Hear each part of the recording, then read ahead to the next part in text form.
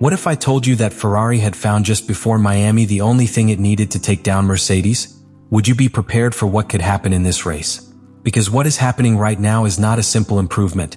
It is a change that can completely alter the order of Formula One. Ferrari has gone from having a critical deficit in its power unit, losing up to half a second per lap, to presenting a package that promises to eliminate its greatest weakness. And when you correct the weakest point of your car, everything else becomes dangerous. But here comes the really shocking thing. Mercedes, the absolute benchmark in energy management, could be seeing how its greatest advantage begins to disappear right on a circuit where that superiority is everything.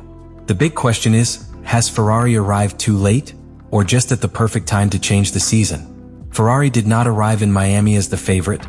He arrived with an uncomfortable truth that he could no longer hide. During the first 3 races of the season, the Italian team managed to disguise its weaknesses with solid results, even getting on the podium, but internally the reality was completely different. While from the outside it seemed that Ferrari was in the fight, the data told another, much more worrying story. They were losing the most important battle in modern Formula One, the efficiency and power of their hybrid unit. The diagnosis was clear and brutal within Maranello. It was not an aerodynamic problem, it was not a question of strategy or even piloting. The SF26 had a competitive base, but was limited by a structural deficit in the power unit that left them completely exposed to Mercedes. Between 15 and 20 horsepower difference may sound insignificant to someone outside of this sport, but in today's Formula One that means losing half a second per lap, on each lap, with no real possibility of compensating for it. And the most worrying thing was not only the number but how it manifested itself on the track. Ferrari was not only slower on the straight, it was inconsistent in its power delivery. There were moments where the car simply stopped pushing as it should, especially in the areas where it was needed most, coming out of long corners or defending position on long straights. This phenomenon, known as super clipping, became the team's great enemy. Electrical power wasn't regenerated fast enough, and when it came time to deploy it, it simply wasn't available. Meanwhile, Mercedes was playing in another league. They had perfected an aggressive approach where they squeezed out all the electrical energy for longer periods of time, even if it meant running out of it for several seconds afterwards. It was a calculated bet, but effective. It gave them a brutal advantage in qualifying and at key moments in the race. Ferrari, on the other hand, could not afford that luxury. Not only was their system less powerful, it was less intelligent in how it used that power. This context explains why what happened in Japan was much more than just a complicated race. It was the breaking point. When Lewis Hamilton, within the team itself, publicly points out that his car had less power than his teammates, he is not only expressing frustration, he is exposing an internal problem that could no longer be hidden. That statement was the trigger. Ferrari understood that it was not competing on equal terms, not even with itself. And that is where the Ferrari that arrives in Miami is born. Not from confidence, but from urgency. 5 weeks of intensive work, focused almost exclusively on one thing: recovering lost power and correcting energy management.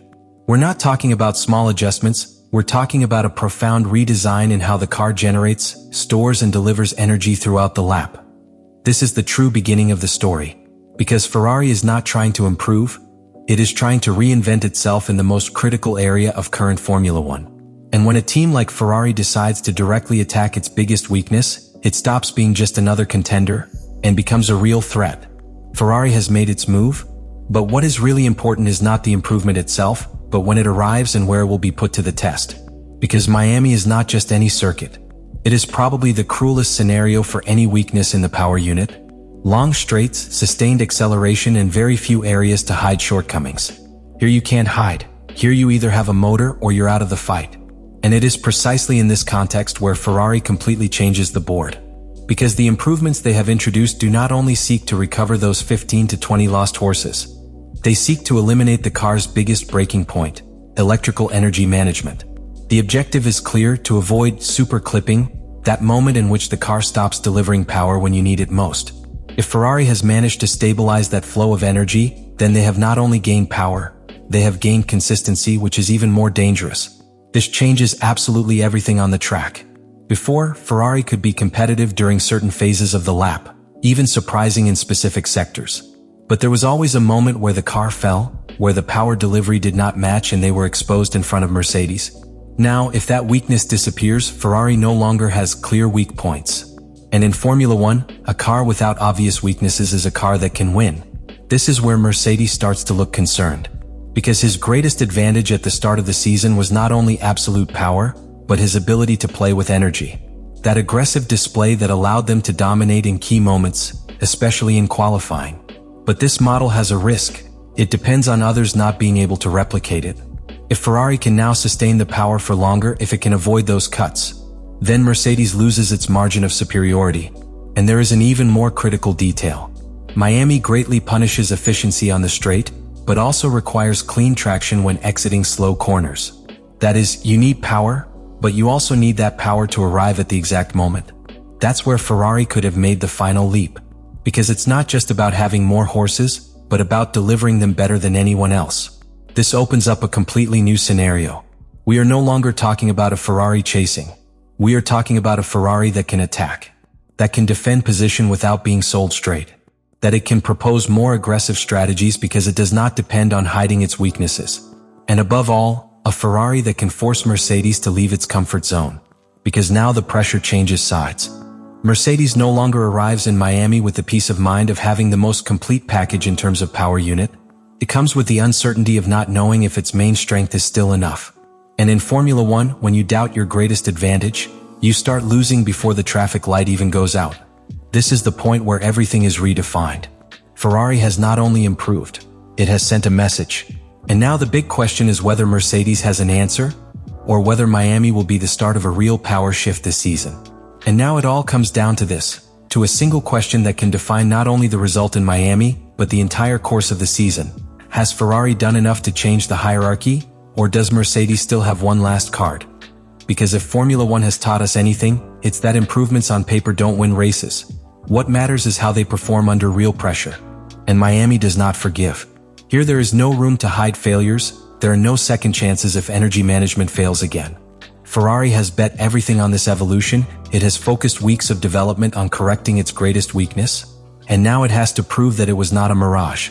If Ferrari has solved the super clipping problem, if it has really managed to stabilize the energy delivery and recover the lost power, then we are facing a completely different scenario. Because it would no longer be a car that competes, it would be a car capable of imposing conditions.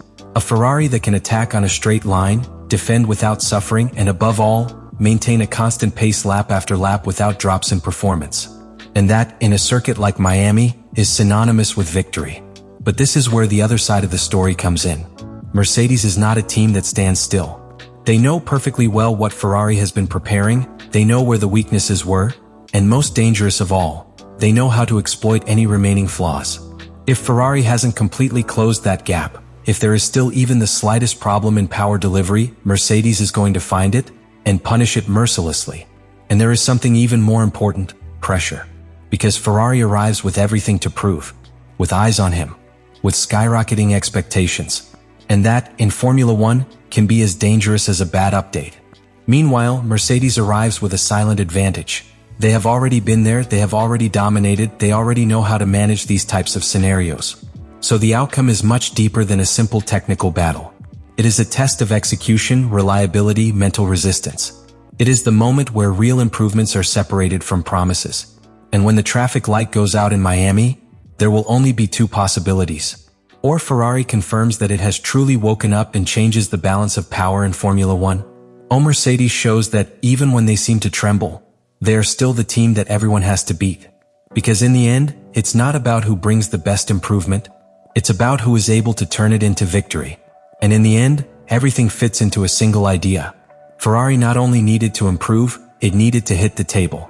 And Miami is exactly that setting where words end and the truth begins. Because what we have seen so far is not simply the evolution of a team, it is the reaction of a team that understood that, if it did not solve its greatest weakness, the season was going to escape from the beginning. They detected the problem, exposed it internally, and acted with an aggressiveness that we rarely see in the middle of a championship. That already tells us something. Ferrari knows that this was its moment. But Formula One does not forgive intentions, only results. If this new power unit delivers what it promises, if Ferrari has managed to eliminate that deficit and master energy management, then they will not only be in the fight, they will be in a position to lead it. And that changes absolutely everything, because when Ferrari is really strong, it doesn't compete. It pressures, forces, conditions. Now, if there is even the slightest crack, if the problem is not completely resolved, then Mercedes is going to appear. Because that's their territory, that's where they are relentless. And in that case, this entire movement could remain a threat that never materialized. That's why Miami is not just another race. It is a definitive test. It is the point where we will know if Ferrari has gone from promise to reality, or if Mercedes continues to be the wall that no one can tear down. Let me know in the comments what you think about all this.